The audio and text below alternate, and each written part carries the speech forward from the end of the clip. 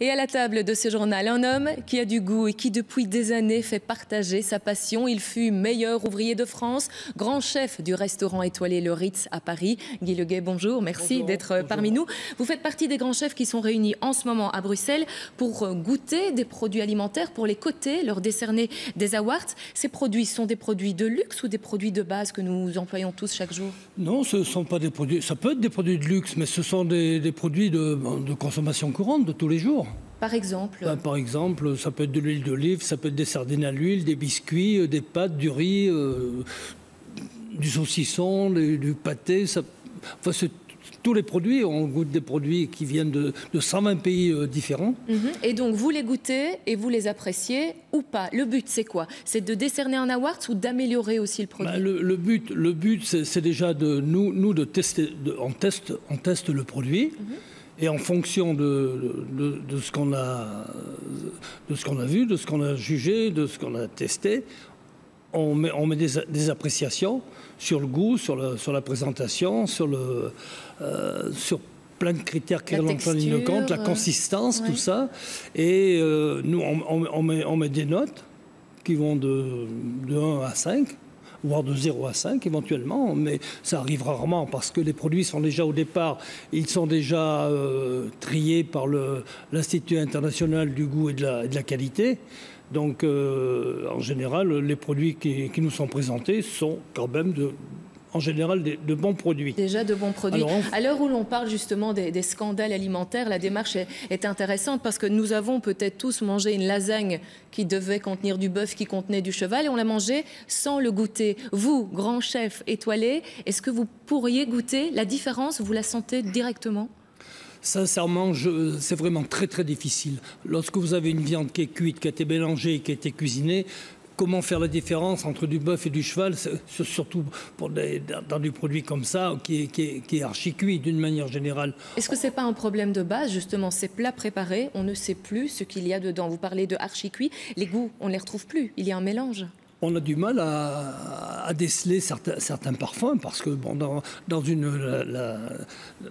dans un produit cuisiné, il y a parfois 10 ingrédients qui rentrent en ligne de compte. On n'arrive pas à tout définir, même si on a le meilleur palais du monde. C'est vraiment pas possible. Personne n'arrivera à vous dire, à citer les 10 produits qui sont dedans.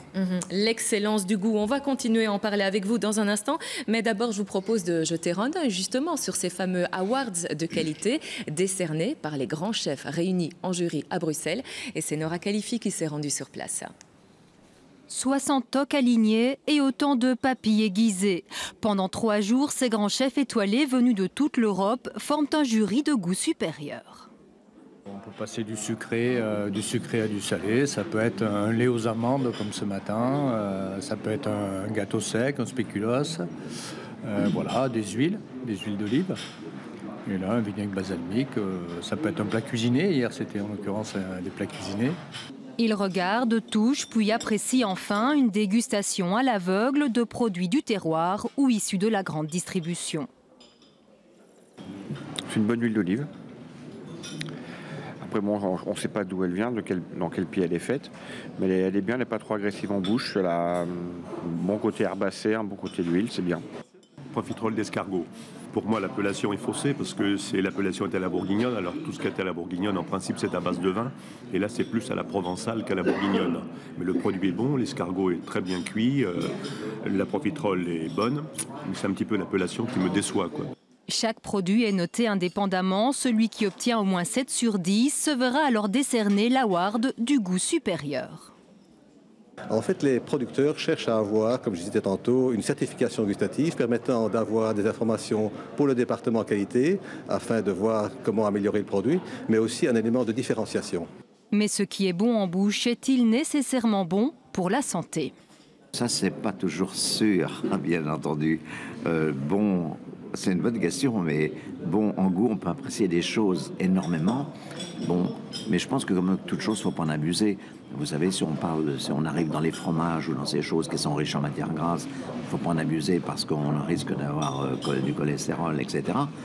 Une modération que ne connaîtront pas tous ces chefs à l'estomac bien accroché. 1200 produits seront soumis à leur palais supérieur, du plus au moins appétissant, comme cette graisse de cuisson.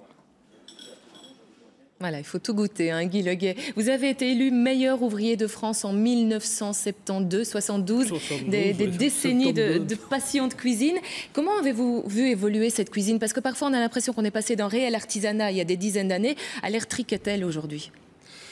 Disons, la cuisine a quand même bien évolué. Je crois que, et tant mieux d'ailleurs, parce qu'on ne fait plus la cuisine maintenant comme on la faisait il y a 10 ans. Il y a 10 ans, on ne la faisait pas comme il y a 20 ans. Moi, quand j'étais chef dans un restaurant, on avait 2 étoiles au Guide Michelin, restaurant Le Doyen, pour ne pas le citer. Nous avions 2 étoiles. Donc, mais à l'heure actuelle, si je faisais la même cuisine aujourd'hui qu'il y a 20 ans, peut-être que je n'aurais plus d'étoiles. Mais dans les restaurants que vous citez, le Ritz notamment, vous avez travaillé. Le Ritz, c'est quand même synonyme de on ouvre grand son portefeuille pour bien manger. Mais n'est-ce pas là un peu le problème où tout un chacun, pour bien manger, doit ouvrir grand son portefeuille, justement? Est-ce que manger de qualité est synonyme de manger cher? Pas forcément, non.